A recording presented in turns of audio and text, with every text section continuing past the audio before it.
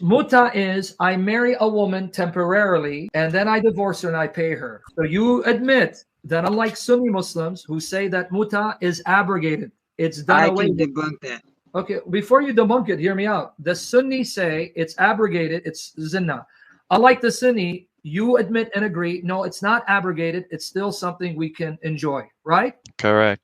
Good. Man, I really like you because you're very honest. So let me ask you a very honest question and be honest before God. If I'm a Shia and I come up to your sister, and I'm just giving it, I'm not trying to attack you. I just want you to understand why we who are non-Muslims, when we see this, it disgusts us. If I come to your sister and I say, I want to marry your sister for 3 days. We go to the imam. We'll do whatever we need to do. But after 3 days, when I'm done with her, I'm going to divorce her and pay her money. Wait, just one quick question. Are you a Shia Muslim? Are you assuming that you're Shia? I'm a Shia. Let's say I'm a Okay. Shia. Okay. So the ruling. So the ruling is, if you're temporarily marrying my virgin sister, you must ask our permission. It would be Okay. up to my discretion. So I ask you, and Yeah. what grounds would you say no? On what grounds would I say no? Because Mutah is being performed in the Shia world. So obviously there are people who are saying yes. So let's not play the game that everyone says no. So let's assume I go to a Shia family and I say to them, I'm going to marry your sister for 3 days and then I'm going to divorce and pay her. And they say yes. Please convince me you would be okay with someone doing that to your sister, or if my sister's okay with it. If it's what this is, And you mean a sane woman consent. would be okay with that? A moral woman would be okay with being paid to have sex with a man.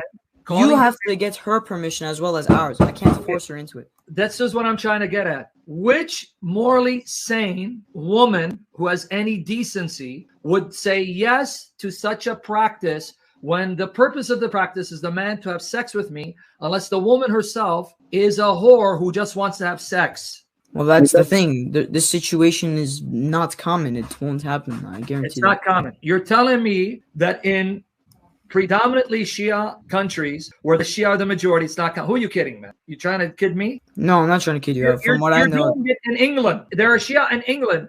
One who I spoke to years ago in Paltak is, I'm about to go do Mutah marriage with someone who wasn't even a Muslim. It was one of these English women, native English woman. He goes, I'm busy. I'll talk to you later. This was on Paltak years ago. I go, what are you doing? I'm going to go do a Mutah marriage with this English woman. You're doing it all over. You're doing it in England. You're doing it in America. You're doing it in Shia countries. Dude, we're not. That's crazy. Because listen, if it's an English woman, it's not a Shia. So your whole analogy was that you're a Shia person asking another Shia person for Shia sister. You know why? Because your Quran says you can marry Jews and Christians. Chapter 5. So you're telling me you can't do Mutah with a Jewish woman or a Christian woman? You can. I'm saying that your analogy is terrible. Yeah, yes, you can. You can. Thank you. That's all I'm getting at. So you just convinced me. You just made my point. He was doing Mutah with a Christian girl who was okay with it because she was a Christian by name. Because a decent Christian woman who loves Jesus would say, the hell with you, you satanic bastard. I'm no whore. It's pretty much prostitution.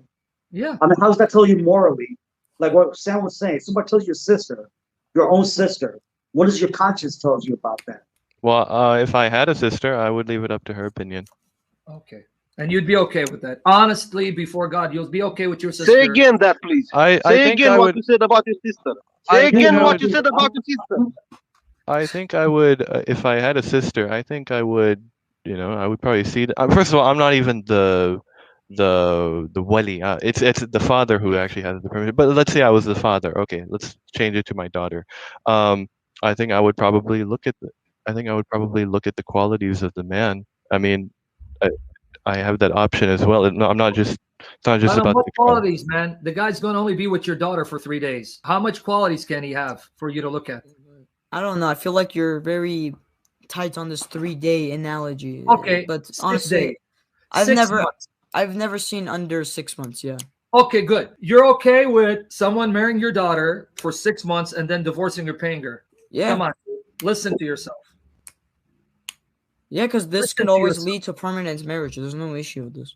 It's one thing to marry someone for permanent marriage. I'm going to marry her till I die, and it doesn't work out, you divorce. Okay. That happens all the time. That's not what Mutah is. Mutah, you're stipulating a time period. I'm going to marry her for 6 months and divorce her. Now, after 6 months, I want to extend it for...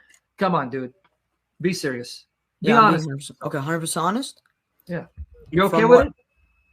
Well, I don't really see an issue how this would destroy our religion, to be honest. But It destroys religion because it turns women into whores and prostitutes where you pay them for sex for money. This is legalized prostitution. What do you mean how it doesn't destroy religion?